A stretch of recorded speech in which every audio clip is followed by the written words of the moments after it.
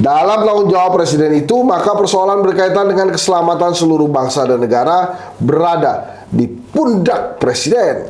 Presiden berdiri untuk semua. Segala kesan yang menunjukkan bahwa presiden memperjuangkan kepentingan sendiri atau keluarganya adalah fatal.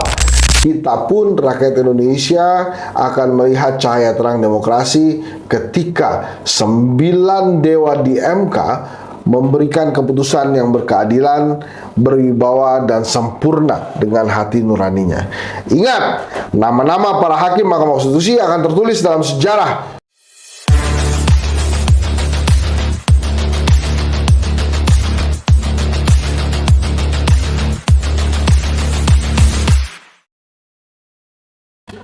Teman-teman, Assalamualaikum warahmatullahi wabarakatuh.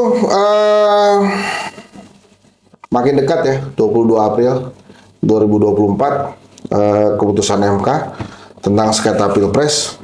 Kemarin beberapa hari lalu saya sudah bacakan opini dari Denny Indrayana, kemudian dari Budiman Tanurejo. Ya, sebenarnya banyak yang memberikan opini, termasuk saya memberikan opini. Bu Koni, sahabat kita, juga memberikan opini, dan beberapa politisi senior lain, terutama para guru besar, ya, termasuk di channel kita ada ya, Prof. Nikmatul Huda ya. Dia menyampaikan, ya silakan aja kalau menang cara begitu gitu. Nah, yang menarik, teman-teman juga bisa lihat petitumnya atau keinginan dari 0103 ya di sengketa Pilpres ini. Kalau saya di petitum itu yang paling menarik perhatian saya itu sebetulnya diskualifikasi Wapres. Nah, ini mungkin apa enggak nih, Prabowo-nya dilantik tapi Wapresnya Gibran enggak. Itu menarik. Nah, makin dekat saya akan bacakan sengketa Pilpres 2024. Ini opini dari Bu Megawati Soekarno Putri, ditulisnya 8 April 2024. Ya, jadi sebetulnya sebelum dua opini yang saya bacakan itu, tapi menurut saya ini adalah the best nih. Bu Mega itu kan penjaga negara, penjaga konstitusi, dan dia membuktikan loyalitas dalam mengawal konstitusi itu terbaca di dalam artikel yang judulnya Kenegarawanan Hakim Mahkamah Konstitusi. Jadi bagaimana dia ingin menyampaikan bahwa seharusnya kita setia pada konstitusi, itu luar biasa di artikel ini. Saya bacakan ya. Saya izin juga nih, seperti biasa saya izin dengan Kompas dan Ibu Mega untuk saya bacakan. Ini tujuannya adalah supaya lebih banyak orang lagi bisa mendengarkan tentang apa yang disampaikan Ibu Mega melalui artikel ini gitu. Jadi kalau nggak setuju nanti bilang aja, nanti kita take down. Tapi mudah-mudahan setuju ya. Oke, saya baca ya. Analisis sengketa Pilpres 2024, kenegarawanan Hakim Mahkamah Konstitusi. Kenegarawanan Hakim Mahkamah Konstitusi.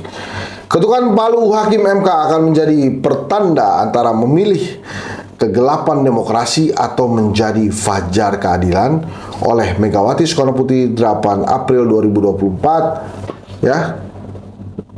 Nah, ini ada ilustrasinya. Kita mulai. Rakyat Indonesia sedang menunggu dan akan mencatatkan dalam sejarah bangsa apakah Hakim Mahkamah Konstitusi dapat mengambil keputusan sengketa pemilu presiden dan wakil presiden sesuai dengan hati nurani dan sikap kenegarawanan, ataukah membiarkan praktik elektoral penuh dugaan penyalahgunaan kekuasaan atau abuse of power dalam sejarah demokrasi Indonesia.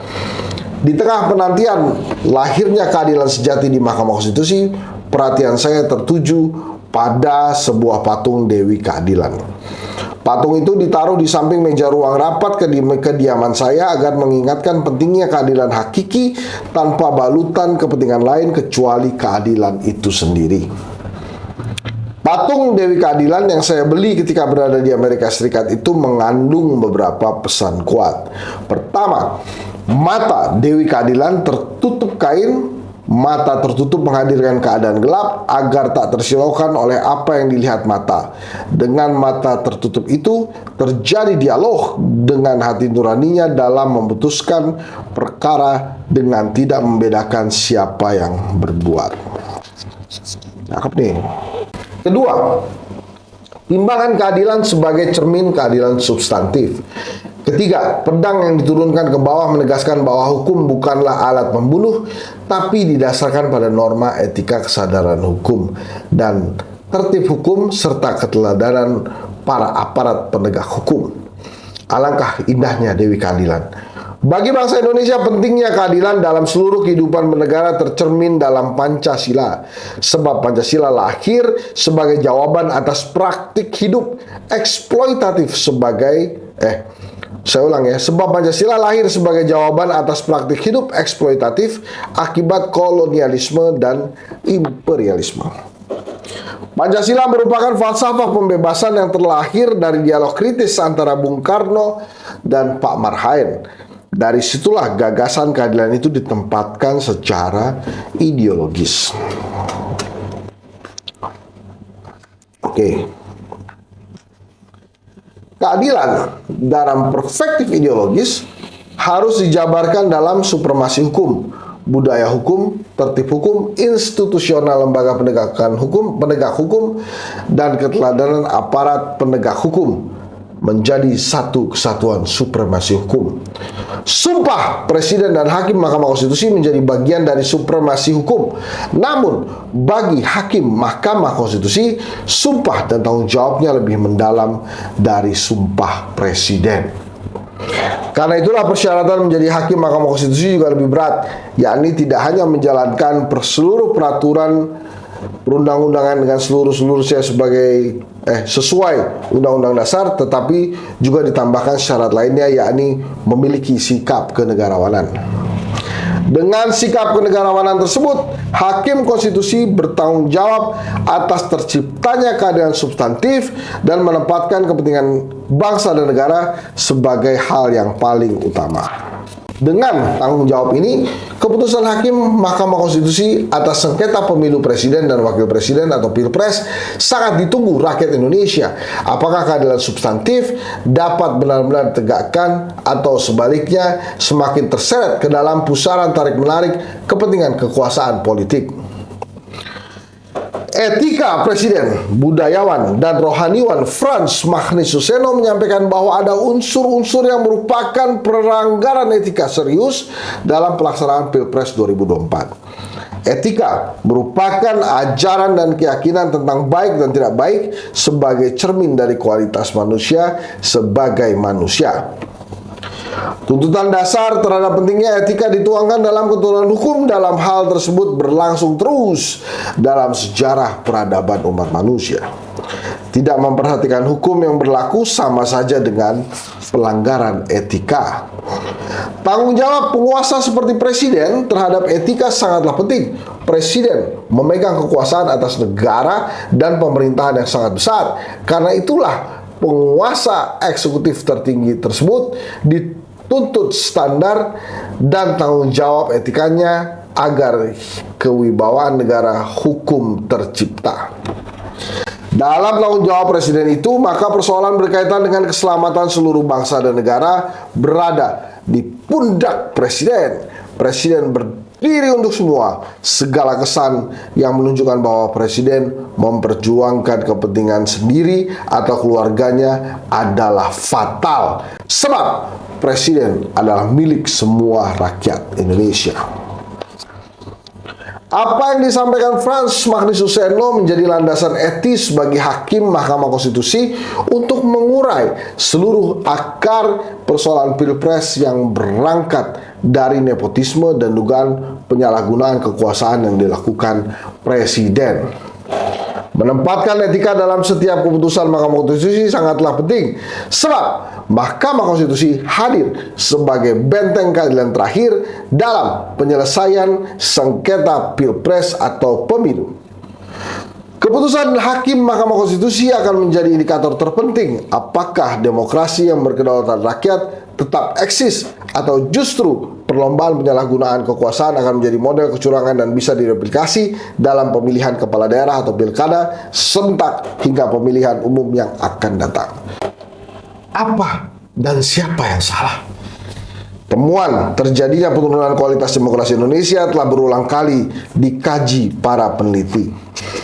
Indeks demokrasi Indonesia menurut data Freedom House terus menunjukkan penurunan. Demikian juga menurut The Economist Intelligence Unit EIU yang menyimpulkan demokrasi Indonesia masih tergolong cacat. Flawed democracy berada pada peringkat ke-54 secara global, turun 2 peringkat dari tahun sebelumnya. Dengan mencermati berbagai laporan tersebut, kemampuan Mahkamah Konstitusi di dalam menyelesaikan sengketa pemilu tentu menjadi tolak ukur bagi peningkatan kualitas demokrasi. Sebab kecurangan tanpa efek jera akan semakin mematikan demokrasi. Keputusan hukum Mahkamah Konstitusi memiliki makna demi keadilan berdasarkan ketuhanan yang Maha Esa. Agar sumber kecurangan tersebut dapat diungkap, Hakim Mahkamah Konstitusi dapat membedah sumber kegaduhan dalam kecurangan Pilpres. Kecurangan pemilu sendiri tidak berlangsung tiba-tiba. Ia lahir melalui serangkaian evolusi kecurangan. Dalil awal, Pilpres dilakukan secara langsung untuk menihilkan kecurangan. Kecurangan bisa terjadi di tengah 5 indikator besar. 1. Proses pemilu dan pluralisme politik. 2. Tata kelola pemerintahan. 3. Tingkat partisipasi politik masyarakat. 4. Budaya politik. Dan 5. Kebebasan sipil. Kompleksitas pemilu. Kesemuanya diawali dari pemilu 1971 ketika aparatur negara khususnya ABRI digunakan sebagai alat elektoral dan alat represif dengan sumber daya negara yang relatif tidak terbatas. Pertautan kepentingan geopolitik global terhadap pemilu terjadi pada pemilu tahun 1999, 2004 dan semakin menguat pada tahun 2024. Politik bantuan sosial diterapkan secara masif pada 2009 seiring dengan meningkatkan populisme. Sementara aparat penegak hukum termasuk TNI dan Polri dipraktikkan pada pemilu 2009 dan 2019. Efektivitas penggunaan instrumen hukum semakin sempurna di pemilu 2019 ketika jabatan Jaksa Agung RI disalahgunakan bagi kepentingan elektoral.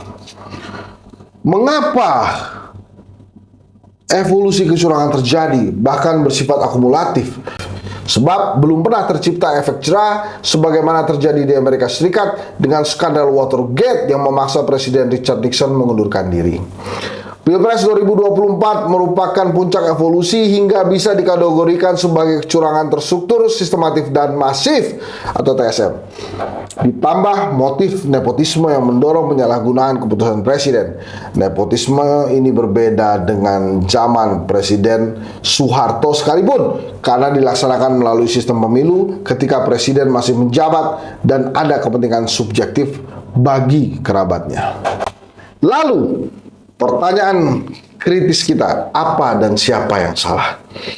Dengan tegas saya menjawab sendiri, bukan sistem hukum Indonesia yang salah. Pelaksanaan hukum yang menjadi tanggung jawab pemimpin itulah yang salah. Kondisi ini terjadi akibat etika dan moral dijauhkan dari praktik hukum. Tanpa landasan etika, moral, dan keteladanan pemimpin, manipulasi hukum menjadi semakin mudah dilakukan. Sikap kenegarawanan yang dimiliki Hakim Mahkamah Konstitusi masuk dalam dimensi tanggung jawab bagi pemulihan etika dan moral itu.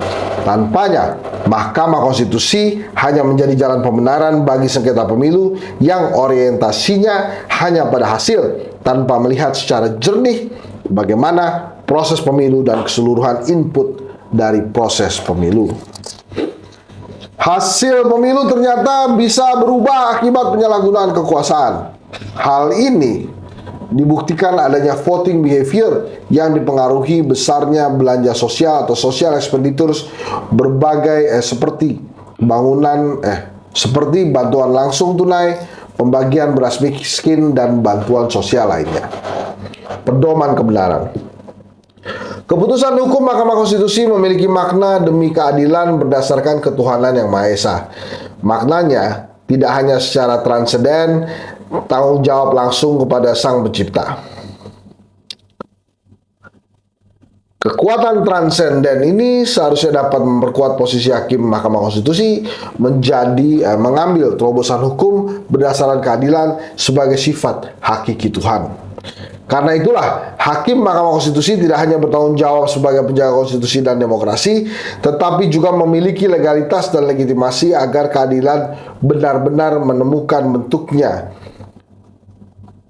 Terlebih ketika berhadapan dengan tembok kekuasaan.